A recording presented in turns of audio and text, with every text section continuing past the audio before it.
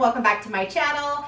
In today's video, I'm going to be doing another video talking about 5 horror novels that you have not heard of that I think need to be on your radar. So I have done a few videos of these in the past. I've done quite a few thriller ones, which you guys seem to really like. And I think I've done one horror one, but I definitely have more horror ones that I think you guys would like that you probably haven't heard of that are really, really great books.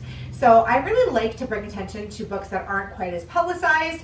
And you guys seem to like that as well. I get a lot of comments from you guys saying that you really like that I talk about books that you haven't heard of before. There is a fly buzzing around here somewhere and I cannot get it out. So if you see it flying across the screen, I apologize, but yeah, it's been annoying me all day. It's just a little side note for you. Anyways, without further ado, let's get right on into the list. I do want to remind you guys really quickly about my little Etsy shop, and I want to let you know that there are some new items that have just gone up, so make sure you go and check that out. I do blind date with a book over there. I have some homemade bookmarks as well as some bookish art that's all customizable as well. So go check that out. There's new stuff up there. And yeah, let's get on into the video. Okay, so the first book that we are going to talk about is actually an anthology, and it's called The Doll Collection. So it is edited by Ellen Datlove, and it is just a bunch of different short stories about creepy, haunted, scary dolls. So I know, like, a couple of years ago, I don't know if this is still quite a big a thing as it used to be, but I remember that there was quite an influx of videos on YouTube about haunted dolls and people buying haunted dolls off of eBay and making YouTube videos about it. And I always liked watching those. I'm not too sure why, but I love creepy things. I love scary things. That doesn't just stop at my interest in books. It goes out through movies and all over the place. But this one is really, really, really good. And you know, I've got to say, I have quite a few anthologies on my shelves. And I don't typically like to read them, so I don't even know why I always buy them. Like, I think I'm going to like them, but then I end up not even reading them. I have so many, but I really enjoyed this one. There's a few stories in here in particular that are really, really creepy. So these are all like haunted dolls or like creepy things about dolls. The synopsis says that it's an anthology designed to frighten and delight, featuring tales of dolls from best-selling and award-winning authors, compiled one by one of the top editors in the field. A treasured toy box of all original dark stories about dolls of all types, including everything from puppets and poppets to mannequins and baby dolls. So if you like anthologies, and especially if you're interested in creepy haunted dolls, this one's definitely for you. There are so many different stories in here. I think there is, let's see here. There's quite a few. There's 18. So 18 different stories. And there is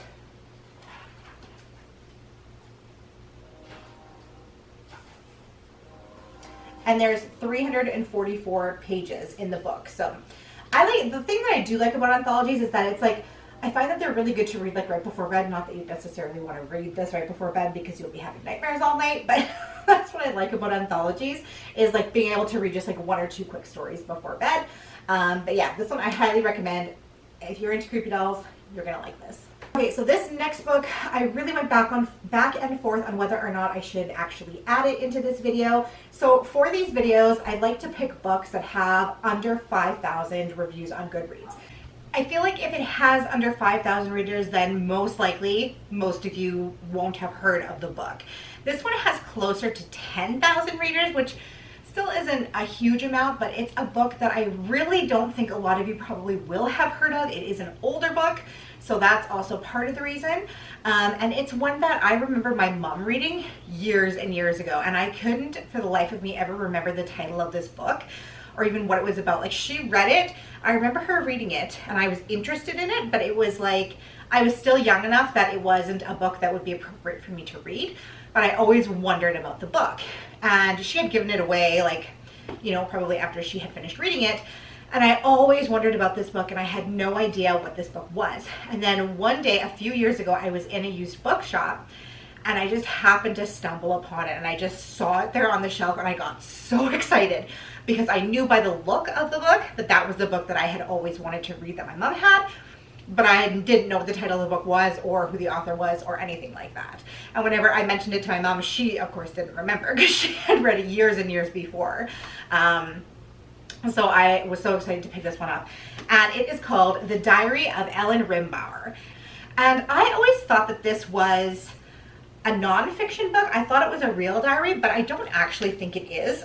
And it reads like an actual diary. So I spent this entire time thinking that it was an actual nonfiction book and it was the real diary of Ellen Rimbauer. And it's about her life at Rose Red. So I'm going to read you the synopsis of it. And it says, at the turn of the 20th century, Ellen Rimbauer, the young bride of Seattle industrialist John Rimbauer, began keeping a remarkable diary. This diary became the secret place where Ellen could confess her anxieties about her new marriage, express her confusion over her emerging sexuality, and contemplate the nightmare that her life was becoming. The diary not only follows the development of a girl into womanhood, it also follows the construction of the Rimbauer mansion called Rose Red, an enormous home that would be the site of so many horrific and inexplicable tragedies in the years ahead. The Diary of Ellen Rimbauer, My Life at Rose Red, is a rare document, one that gives us an unusual view into the daily life among the aristocracy in the early 1900s, a window into one woman's hidden emotional torment, and a record of the mysterious events at Rose Red that scandalized society at the time. So this house, definitely haunted. and you get to see how she's feeling about things, like, you know, at the beginning when they're just moving into the mansion, her husband is building this for her, and strange things start to happen. She starts to question herself, she starts to question her husband, she starts to question the mental state of everyone, and you're just like really along for the ride and seeing what is happening. And it's very, very eerie and very, very creepy. I like stories that also take place in the 1900s. I really like historical fiction, like horror historical fiction. I love that. And that one gives us this as well. And it really does read as though it is nonfiction. Like, I didn't learn until afterwards that this wasn't nonfiction. And as I was reading this, I thought it was. And it passed for me. Like, I was surprised to find out that this actually is a work of fiction. And I kind of wish that it wasn't, because it would make it obviously a lot more creepy. But this one, like I said, I was on the hunt for this book for years. So I definitely wanted to make sure that I mentioned it to you guys because I really enjoyed it. It was well worth the wait. I was so happy that I finally found it. And to be honest, this one is one that I might end up reading again. I don't reread a lot of books, but this is one that I might end up rereading again. This fly, what is happening? Go away. The next book is one that has one of the most beautiful covers ever, but The Beast is an Animal by Peter Nell van Arsdale. And this one, I think I found it at Walmart, and I was just struck by the cover. And I remember thinking, like, picking it up and thinking, please be a good synopsis, please be a good synopsis, because I really wanted to buy this just because of the cover. And then the synopsis actually sounded really good, and the book ended up being really good, so it's all a happy coincidence that, you know, you get a really pretty cover and the book is actually good too. I think I've talked about this maybe once on my channel before, and it's a really, really cool book. It's very beautifully written as well. I remember the first chapter of this book. This is the only time I've ever done this. The first chapter of this book, I read it and I just thought it was so beautifully written that I actually went back and reread the first chapter because it was just beautiful. And it's not like quite like the first chapter kind of gives you a little hint into the overall kind of spookiness, the overall vibe of the book. The whole book isn't written quite like that, but it was just a beautiful first chapter, side note. Anyways, Alice was 7 the first time she saw the Soul Eaters. Twin sisters, they radiated an energy that excited Alice. Through them, she felt the wilderness of the forest and the beast within it. Too late, she learned of their powers to destroy.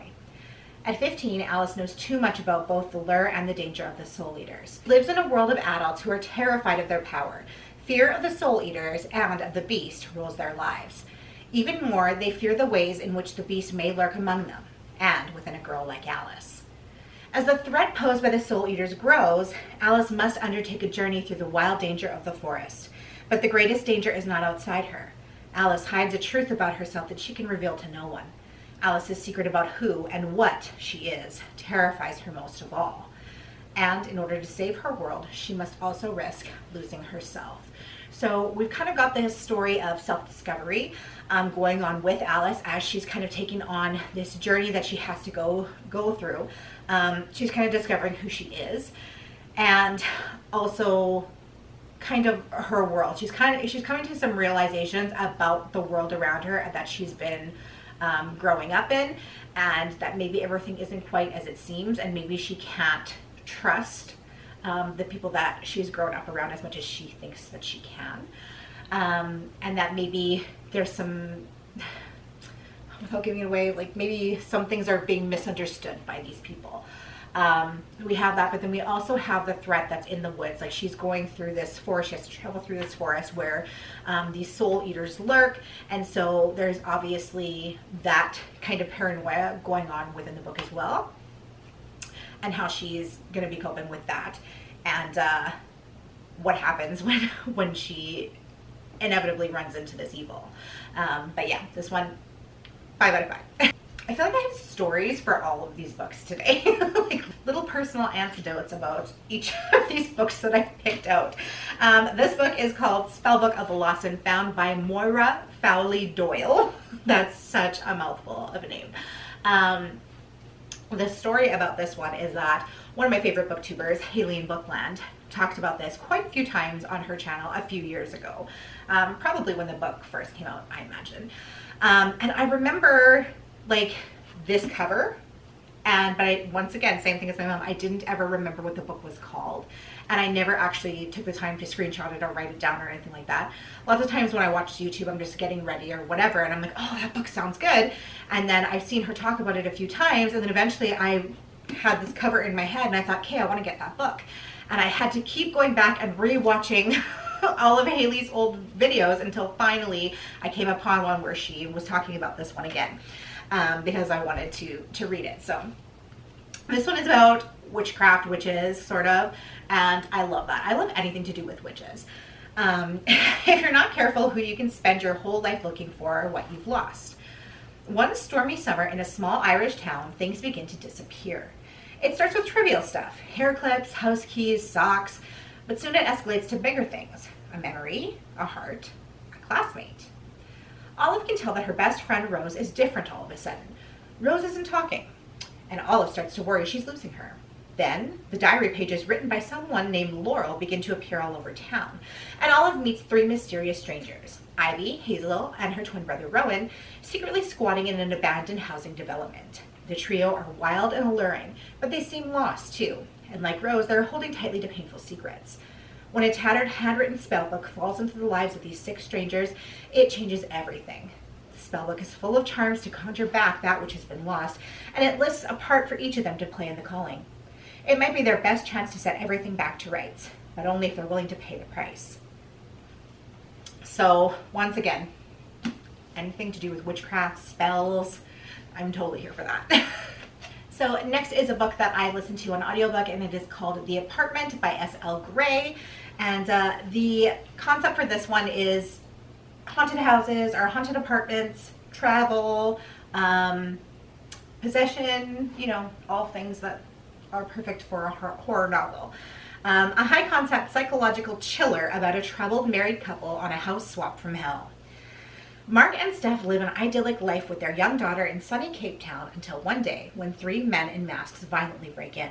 Traumatized but physically unharmed, Mark and Steph are unable to return to normal and are living in constant fear. When a friend suggests they take a restorative vacation abroad via a popular house swapping website, it sounds like the perfect plan. They find a nice artistic couple with a charming apartment in Paris who would love to come to Cape Town. How could Mark and Steph resist the idyllic light-strewn pictures and the promise of a romantic getaway? But once they arrive in Paris, they quickly realize that nothing is as advertised. As their perfect holiday takes a deadly turn, the cracks in their relationship grow even wider, and dark secrets emerge from Mark's past. Deftly alternating between 2 complex and compelling narrators, The Apartment is terrifying tour de France of horror, of psychological thrills, and of chilling suspense. So we find these characters, you know, like it says, they're kind of having a really hard time. They're trying to escape their life, trying to kind of get a fresh start. And on this holiday, the apartment is not what it seems whatsoever. And there's some sort of force there that begins to kind of work its way both between them and within them. We'll just say that. So yeah, you guys, so those are 5 horror books that I think that you will absolutely love, that you probably haven't heard of. Make sure you let me know in the comments down below if you're going to add any of these to your TBR. I always love it when you guys let me know that you like my suggestions. And if you've read them before, let me know what you thought of them. And it's also interesting to know if you've actually heard of any of these books. On your way out, if you have not done so, go ahead and hit the subscribe button if you enjoyed today's video. And I hope you guys are having an awesome day, and I'll see you in my next video.